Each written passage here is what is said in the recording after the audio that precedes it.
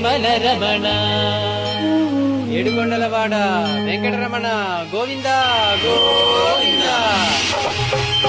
వెంకటరమణ తండ్రి వెంకటరమణ, తిరుమల తిరుపతి రమణ, సంకటహరణ చరణ, భక్తులను బ్రోచేటి తిరుమల రమణ.